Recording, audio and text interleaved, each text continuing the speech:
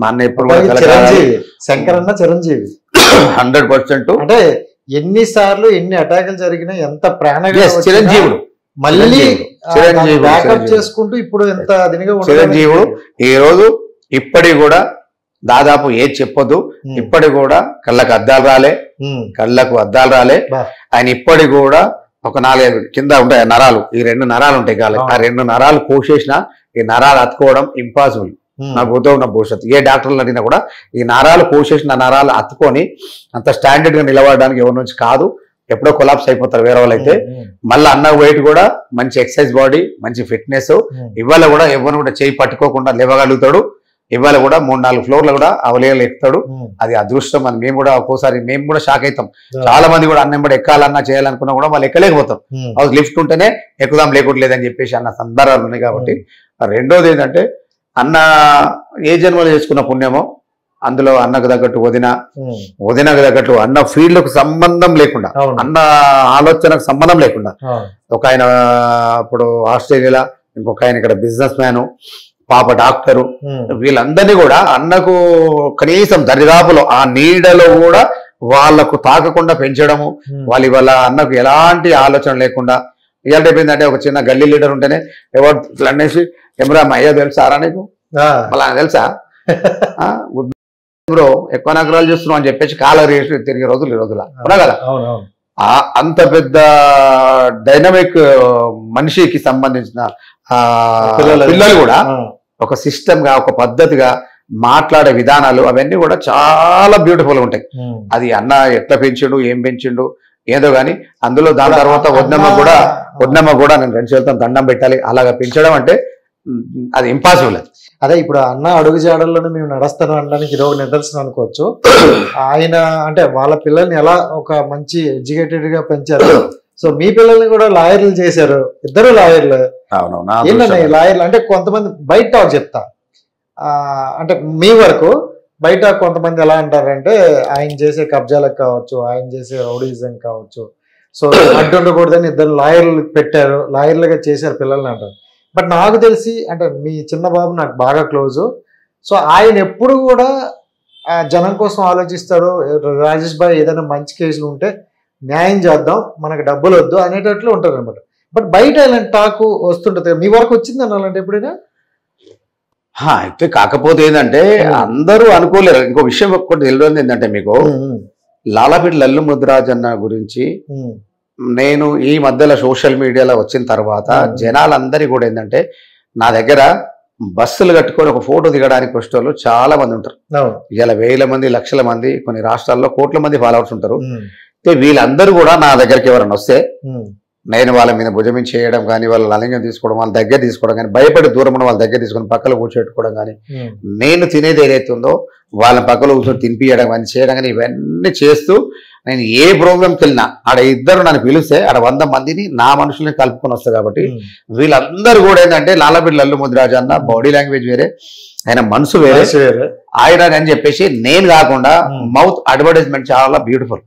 నువ్వు ఎవరు ఏం చేసినా కూడా మన నోటి అడ్వర్టైజ్మెంట్ గురించి ప్రపంచంలో ఏం లేదు. అయితే వీళ్ళు అందరూ కూడా ఇవాళ 2 తెలుగు రాష్ట్రాల్లో కానీ మిగతా ఎక్కడ పోయినా కూడా ఏంటంటే లాలాపేట లల్లు ముద్రాజ్ అన్న చాలా మంచి వ్యక్తి అని చెప్పేసి వాళ్ళే పబ్లిసిటీ చేసి నాకు ఇవాళ ఇంకా మంచి నేమ్ తీసుకొచ్చి పెట్టారని అనుకుంటున్నాను. రైట్ అన్న, ఇప్పుడు దీని గురించి మాట్లాడుకుంటే శంకర్ అన్న గురించి మాట్లాడేటప్పుడు ఎన్నో కేసులు, ఎన్నో బాంబు దాడులు ఇలా జరిగాయని అనుకున్నాం, అందరికీ తెలిసిందే.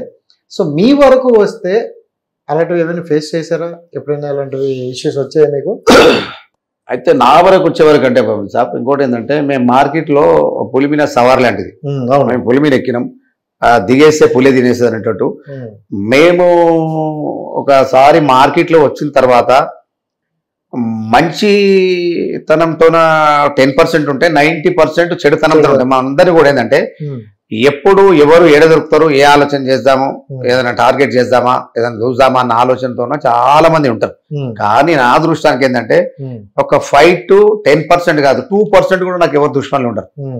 ఎందుకంటే మేము అప్పటి నుంచి ఇప్పటి వరకు కాకపోతే 97 వరకు 97-98 వరకు మేము తెలియని ఏజ్లో చాలా లొల్లి చేసేది, పంచాలు చేసుకునేది, కొట్టుకునేది, ఒకరిని కూడా అవసరం సందర్భంలో పొడుచుకునేది, బాటలు తీసుకొని పొడుచుకునేది, రకరకాల అప్పుడు మాకు నాలెడ్జ్ లేదు కాబట్టి అప్పటి సందర్భంలో మేము అప్పుడు 14, 13, 15, 16, 17 సంవత్సరాల తర్వాత ఇవన్నీ కూడా జరిగిపోయినాయి.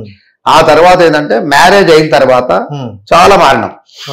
మారిన తర్వాత కూడా మాకు సంబంధించి పాత వాళ్ళు వీళ్ళు ఎప్పుడైనా డిస్టర్బ్ అయితే కూడా అలాంటి సందర్భంలో చాలా గొడవలు అయ్యేది, చాలా కొట్టుకునేది, చాలా ఇది చేసుకునేది, జైళ్ళకు పోయేది, చేసేది, ఇవన్నీ కూడా జరిగేది. రాను ఏంటంటే మనము కత్తి పట్టుకున్నాడు కత్తితోనే వెళ్ళిపోతాడు అన్న సామెత మనం చెప్పింది కాదు, నడిచేది. అందుకు వీలైనంత మట్టుకు అయిపోయింది, ఇది అయిపోయింది, మనం అందరం కలిసిమెలిసి ఉన్నది ఒకటే జీవితం, హ్యాపీగా మనం ప్రశాంతంగా ఫ్యామిలీ దగ్గర టైం కేటాయిస్తూ 4 డబ్బులు సంపాదిస్తూ మంచితనంతోన మనం లైఫ్ ఎంజాయ్ చేస్తూ ఉన్న రోజులు ఉండి సంతోషంగా ఉండి, ఈ ప్రపంచం చాలా పెద్దది, ప్రపంచంలో ఉన్న అందాలన్నీ చూసి ఎప్పుడు సాగొస్తే అప్పుడు చచ్చిపోదాం రాబాయి, ఎందుకు ఇదంతా జీవితం అని చెప్పేసి చెప్పిన సందర్భాలు చాలా ఉండి చాలా మంది మార్చుకున్నాం. వాళ్ళందరం మేము ఇద్దరం కలిసిమెలిసి ఉంటున్నాం, కలిసిమెలిసి తాగుతున్నాం, తింటున్నాం, ఫ్రెండ్లీగా ఉంటున్నాం, హ్యాపీగా అయితే ఉన్నాం. అండ్ ఇంకోటి ఏంటన్నా, ఎక్కువగా మన వాళ్ళు అంటే మీరు కావచ్చు, ఇంకొంతమంది కావచ్చు, ఇక్కడ ఉండే ఇప్పుడు వాట్ ఎవర్ డాన్లు అంటారో లేకపోతే ఏమంటారో వాళ్ళని ఎక్కువగా మన గోవాలో ఎక్కువగా కలుస్తున్నారంట. ఇటు ఇంటర్నేషనల్ మీటింగ్స్ ఏమైనా అవుతాయా? అర్థం కాలేదు. గోవాలో ఇప్పుడు మీకు కూడా గోవాలో ఏదో బిజినెస్ ఉంది అని విన్నా. బిజినెస్ అంటే ఏముంది సార్, ఏంటంటే అంటే గోవాలో ఏమైనా ఇంటర్నేషనల్ అందరూ కలుసుకోవడం గట్రా ఏమైనా ఉంటుందా? మీరు నేను ఇంకోటి వైసాబ్ అట్లాంటి చిల్లర చిచ్చర సందల్లా నేను ఎప్పుడు పోను, అలాంటి దానికి నాకు ఎలాంటి సంబంధం లేదు. మా పాప ఇవాళ హ్యాపీగా ప్రశాంతంగా బ్యాంక్ మేనేజర్ అయిపోయేది ఇప్పటివరకు. నా బాబ MBA టాపర్ స్టూడెంట్. నా అదృష్టానికి ఏంటంటే నేను చదువు లేకున్నా సంస్కారం ఉంది దగ్గర. ఆ సంస్కారంతో పిల్లల్ని లైఫ్ ఇట్లుండాలి, జీవితం ఇట్లుండాలి, మా కష్ట సుఖాలు మాకంటే కూడా మా లైఫ్ ఏంది, మేము అప్పటి వరకు మా మమ్మీ డాడీ వాళ్ళు అప్పటి వరకు 2 కిలో 3 కిలో బియ్యం తీసుకొచ్చి అప్పటి వరకు మాకు అందరికి వంటలు చేసి పెట్టి తినిపించిన పరిస్థితి నుంచి మేము వచ్చినాం. కాబట్టి నేను మా పిల్లలు కూడా మా పరిస్థితులు ఇవి, మీరు కొంచెం మంచి చదువుకుని దాని తర్వాత ఏంటంటే మీరు ఈ సొసైటీకి కీడు చేయకుండా ఏదైనా మేలు చేసే పని ఏదైనా ఉండేదంటే మీరు అలాంటి చదువులు చదువుకోండి అనుకుంటే, వీళ్ళిద్దరు కూడా ఏం చేసినంటే లా చదివారు. పాప MBA ఫైనాన్స్ టాపర్ స్టూడెంట్, ఆమె బ్యాంకు అసిస్టెంట్ మేనేజర్ ఉండే. తర్వాత 2 పిల్లలు అయ్యారు, కొంచెం స్టార్ట్ చేసినాం. ఆమె ఇష్టం, తర్వాత మళ్ళీ నెక్స్ట్ జాబ్ చేస్తుంటే ఓకే, లేకుంటే లేదు. అల్లుడు సాఫ్ట్వేర్ ఎంప్లాయీ, 2 పెద్ద బాబు మేనేజ్ చేసిన, మన మనమడు పుట్టిండు, చిన్న బాబుని ఇంకొక 1 yearలో చేసేస్తా. ఇంతకంటే ఈ ప్రపంచంలో నువ్వు ఎన్ని డబ్బులు సంపాదించినా ఏం చేసినా ఏది చేసినా ఎప్పుడప్పుడు చచ్చిపోవాల్సిందే. దానికి తగ్గ వీలైనంత మట్టుకు నా నుంచి అయితే ఏమిటంటే తినేటోని అన్నంలో మట్టిపోయాను, వాడిని గుంజుకొని తినను, వీలైతే కనుక పెడతా, లేకుంటే దండం పెట్టి నా జేబులో ఎప్పుడన్నా చాలా మంది రోడ్డు మీద వెళ్తాం. ఎడుతుందంటే పొద్దుగాలు ఏం చేస్తా అంటే దాదాపు ఒక 1000 రూపాయలు చిల్లర తీసుకుంటాం, ఒక 20 రూపాయలు 10 రూపాయలు చిల్లర తీసుకుంటాం. అది పొద్దుగాల రాత్రి వరకు తిరుగుతూ ఉంటాయి. ఎక్కడ కనిపిస్తే వాళ్ళకి ఎవరికంటే ఇస్తాం. లేవు నిజంగా ఆ రోజు చిల్లర లేవు అనుకుంటే, ఏమైనా దొరకలేదు, ఫోన్ పేలు ఉంటే వాళ్ళకి డైరెక్ట్ ఏం చేస్తాను, అద్దం నింపి అమ్మ నీ కాలు మొక్తా, నా దగ్గర డబ్బులు లేవేమనుకోవద్దని చెప్పేస్తాం. చెప్పేసి వెళ్ళిపోతాం అంతే. అంటే దీన్ని బట్టి నీకు ఏమర్థమైంది విషయం ఏంటంటే, చేసినప్పుడు ఏదో చేసినాం, తెలిసిన తర్వాత కూడా అలాంటి తప్పులు చేయొద్దు. మన నుంచి వీలైనంత మటుకు ఈ సొసైటీకి ఏదైనా ఒక మంచి మెసేజ్ ఇవ్వాలి తప్ప ఈ సొసైటీని నాశనం చేసినట్టు మాత్రం ఉండొద్దన్న ఉద్దేశం నాది. సో మొత్తానికి చేసినవి అయితే ఒకప్పుడు అయిపోయినాయి అంటారు. అన్ని అయిపోయినా హ్యాపీగా ఉన్నాం, అన్ని చేశారు, ఉన్నాం.